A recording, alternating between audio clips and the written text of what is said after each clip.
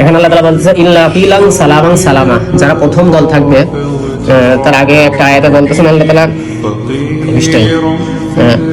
ওয়াকাল সুল্লাতু মিনাল আওয়ালিন ওয়া কালিলুম মিনাল আখিরিন আলা সুরুরিন মারদুনাতিন মুত্তাকিনা আলা মুতাকাবিলিন। এখানে তিনটা দল হবে, তিনটা দলের ভিতরে একটা দল যেটা ডান দিকে থাকবে সেই দলের কথা আল্লাহ তাআলা এখানে উল্লেখ করেছে, তাদের কথাই আমি বলছি। ইল্লা কিলান সালামান সালামা, জান্নাতে শান্তি আর শান্তি, সেখানে শুধু শান্তি আর শান্তি, শান্তি ছাড়া আর কিছুই নয়।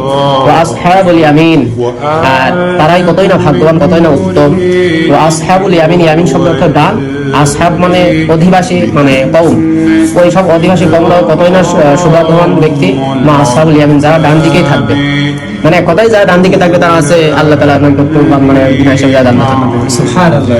এরপরে আল্লাহ তাআলা পরে আয়াতে বলতেছে ফি সিদরিন মাখদুদ, ওই সমস্ত ব্যক্তিদের জন্য কতই না উত্তম, কতই না তারা ভাগ্যবান, যে উদ্যানে তারা অবস্থান করবে, জান্নাতের মধ্যে একটা বাগান, যে উদ্যানে তারা থাকবে সে উদ্যান, সে এমন যেমন ছোটখাটো কোনো উদ্যান বা কোনো বাগান নয়। ফি সিদরিন মাখদুদ শব্দের অর্থ বোঝাইছে কাঁটাবিহীন বড়ই গাছ। কি বিহীন বড়ই গাছ? কাঁটাবিহীন বড়ই গাছ থাকবে, কিন্তু কাঁটা থাকবে না। কি থাকবে না? ফি সিদরিন মাখদুদ হয়ে যায়,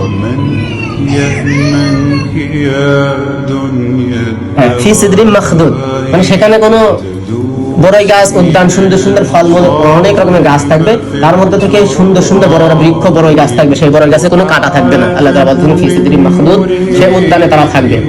এরপরে আয়াতে ওয়াতালহিম মামদুদ, সেই বড়ই গাছে থাকবে কাদি কাদি কলা ঝলবে। কি ঝলবে? কাদি কাদি কলা ঝলবে, কলা, হ্যাঁ বড়ই গাছে কলা ঝলবে। ওয়াতালহিম মামদুদ ওয়া জিল্লিম মামদুদ, এবং তারা আশপাশ দিয়ে সুন্দর সুন্দর ছায়া থাকবে, এত সুন্দর ছায়া, ঠান্ডা ছায়া, শরীরটা শীতল হয়ে যাবে, অনেক আনন্দ, অনেক তৃপ্তি, মজা, শান্তি পাবো।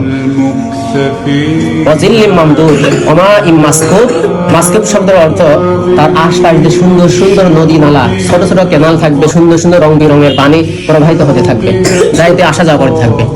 মাসকুব ওয়া ফাকিহাতিন কাসীরা, আর সেখানে এত পরিমাণ ফলমূল থাকবে।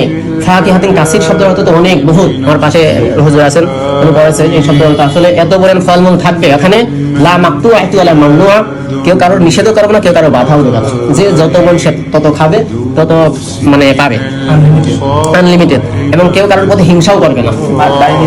লা মাকতুআতু ওয়ালা মামনুআ ওয়া ফুরুশিন মারফুআ, ফুরুশুন শব্দ অর্থ বিছানা, মারফুআ মানে উচ্চা, উচ্চা সুন্দর সুসজ্জিত, এবং একটা বিছানা যেমন বাসর ঘর করলে কত সুন্দর, এর থেকে কোটি কোটি গুণ সেই সুন্দর বিছানা ওই নদী নালার পাশ দিয়ে সুন্দর করে আল্লাহ তাআলা সাজায় রাখছেন। সুবহানাল্লাহ, সুবহানাল্লাহ। ওয়া ফুরুশিন মারফুআ, ইন্না আনশাআনা, এর সামনে খেলা আছে, ইন্না আনশাআনা হুন্না ইনশা, ইন্না নিঃসন্দেহে আনশাআনা, আমি সৃষ্টি করেছি হুন্না, তাদেরকে ইনশা জুরাই জুরাই ওখানে রাখবো।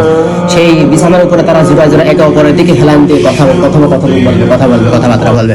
ফাজআলনা হুন্না আবকারম, এবং আমি তাদেরকে বানাইছি চিররমণ, চিরকুমারী, তার কুমারিত্ব জীবনে কোনদিন থাকবে না জান্নাতে। সুবহানাল্লাহ, সুবহানাল্লাহ।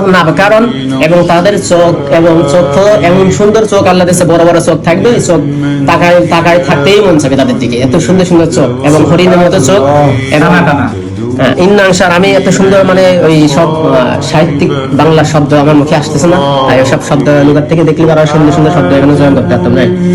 আল্লাহ আবকারণের পরে আল্লাহ বলছেন উরুবান আতরাবা, এবং তারা সোহাগিনী, সুন্দর, রমণীয়, এবং সমবয়সী ওখানে থাকবে, একে অপরের বয়স সমান সমান থাকবে। উরুবান আতরাবা লিয়া আসহাবিল ইয়ামিন, তারা কতই না সুন্দর, যারা ডান দিক থাকবে, তারা হচ্ছে প্রথম।